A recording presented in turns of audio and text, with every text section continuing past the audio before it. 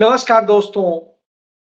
टुकड़े टुकड़े गैंग कौन है और देश को टुकड़े टुकड़े कौन करना चाहता है?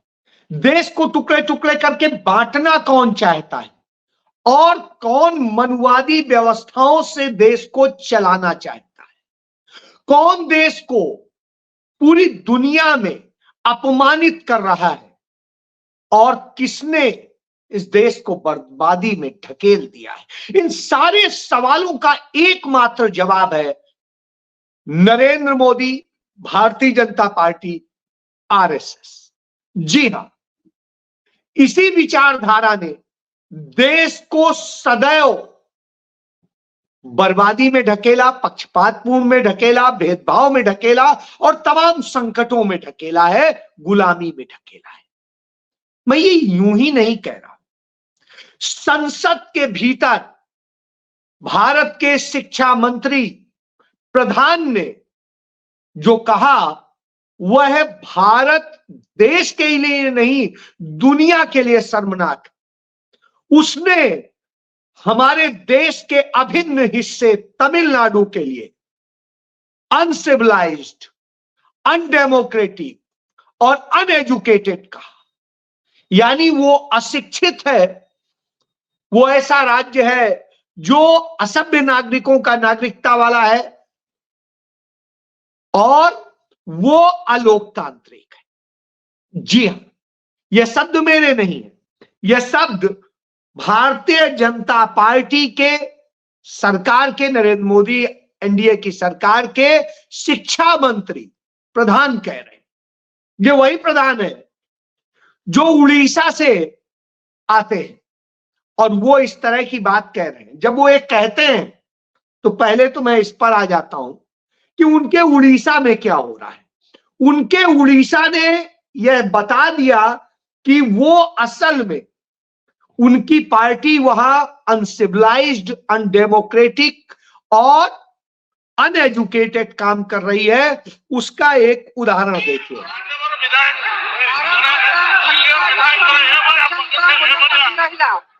ये है कि उड़ीसा से 36,000 से ज्यादा महिलाएं और 8,500 से अधिक बच्चे लापता हैं।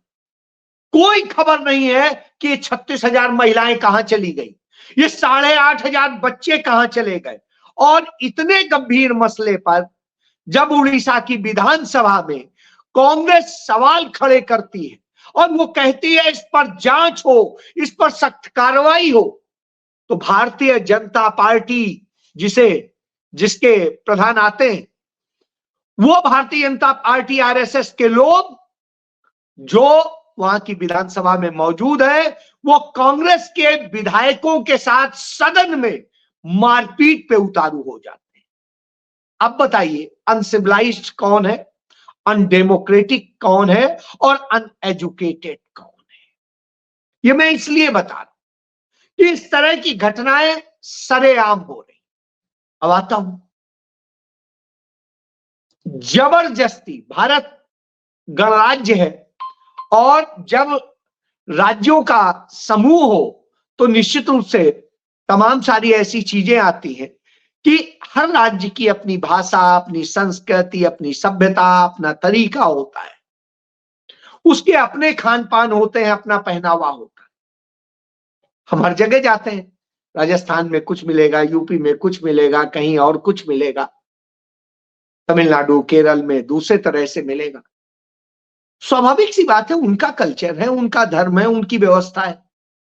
लेकिन वहां जब हम वही जो भारतीय जनता पार्टी आरएसएस का एजेंडा रहा है सदैव से, हिंदी, हिंदू, हिंदुस्तान, क्यों? इनका हिंदुस्तान वह हिंदुस्तान नहीं है जो मोहब्बत वाला हिंदुस्तान, इनका हिंदुस्तान है वह जहर वाला हिंदुस्तान। और सब पर अपनी भाषा थोप देने का। हिंदी कोई 100% भारतीय भाषा नहीं है, जबकि तमिल 100% भारतीय भाषा है, उर्दू 100% भारतीय भाषा है और इसी तरीके से तमाम राज्यों की तमाम भाषाएं। हिंदी अपभ्रंश तमाम भाषाओं की, अंग्रेजी की, उर्दू के, तमाम के शब्द लेके जो है लेकर के बनाई गई एक भाषा है जो बोलचाल में कॉमन हो सके, मददगार हो सके। तमिल के लोगों को अपनी भाषा से प्यार है, पंजाब के लोगों को अपनी गुरुमुखी से प्यार है, तो ठीक है, उनको प्यार है, उनकी भाषा होनी चाहिए।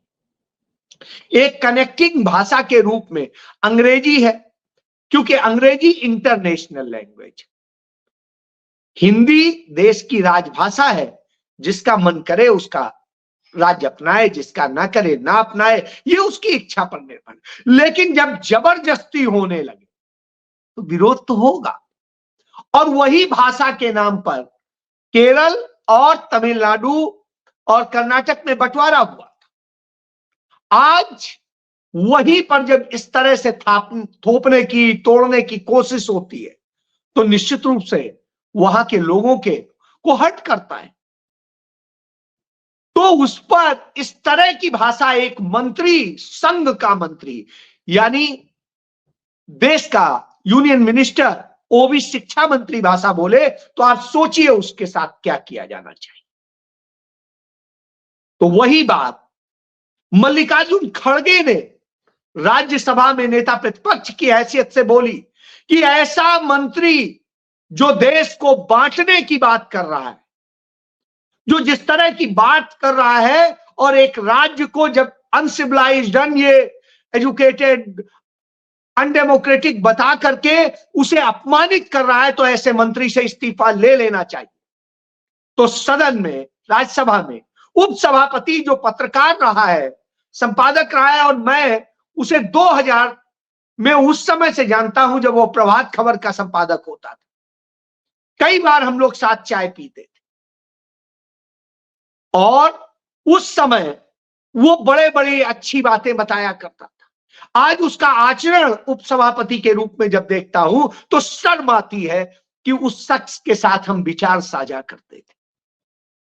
वो शख्स कहता है नहीं, कोई बात रिकॉर्ड में नहीं, और उसके बाद में जब इन्हीं सारी बातों को लेकर के भाजपा के लोग गंदे तरीके से उन बुजुर्ग 85 साल के उन बुजुर्ग कांग्रेस अध्यक्ष और नेता प्रतिपक्ष राज्यसभा मल्लिकार्जुन खड़गे के साथ में जो दलित समुदाय से आते हैं, बदतमीजी करते हैं, तब वो ये कहते हैं कि यदि ये ठोकेंगे तो हम भी ठोकेंगे।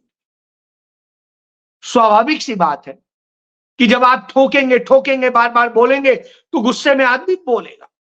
उसको किस तरह से मैनिपुलेट किया जाता है और कहा जाता है आपने सदन को बोला, आसन को बोला, आसन को नहीं बोलना चाहिए। तो उन्होंने कहा ठीक है, यदि ये लग रहा है कि आसन को बोला है तो मैं क्षमा चाहता, लेकिन मैंने सरकार को बोला है, आसन को नहीं। बिल्कुल सही बात कही। लेकिन भारतीय जनता पार्टी का अध्यक्ष जो वहां पर सदन में मौजूद था, जेपी नड्डा, वो बदतमीजी से बात करता है, उस पर आसन कुछ नहीं बोलता। इससे समझ में आता है कि कौन अनडेमोक्रेटिक।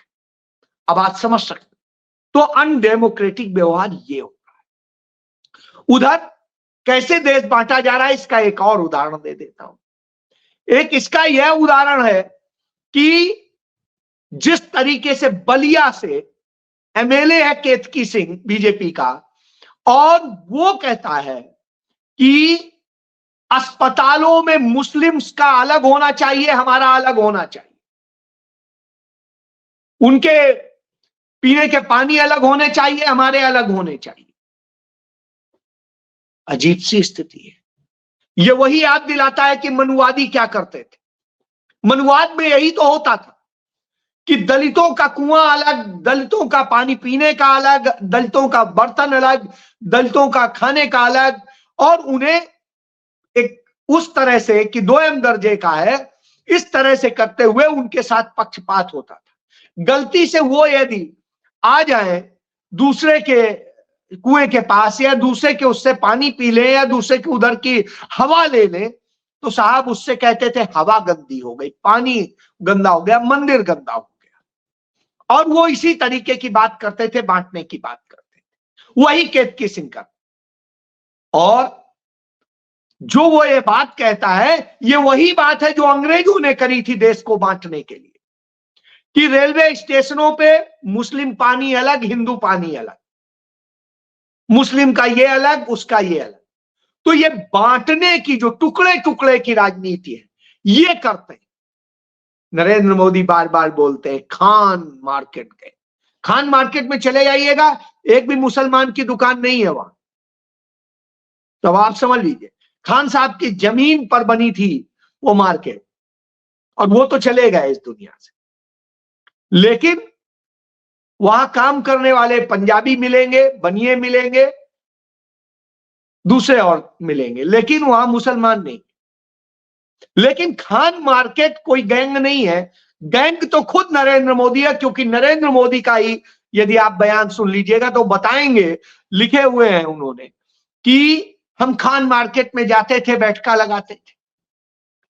तो साहब, यह नरेंद्र मोदी, तो वही नरेंद्र मोदी का टुकड़े टुकड़े गैंग ये कर रहा है। उधर जम्मू कश्मीर में रमजान चल रहा है, इस दौरान वहां पर मुस्लिम समुदाय में फैशन शो नहीं किया जाता, तो वहां पर फैशन शो आयोजित करेंगे, और ये करके वहां नफरत फैलाने का काम कर रहे हैं। वहां लगातार कठुआ में लगातार 2 दिनों से 3 दिनों से हत्याएं हो रही हैं, लोग लापता हो रहे हैं।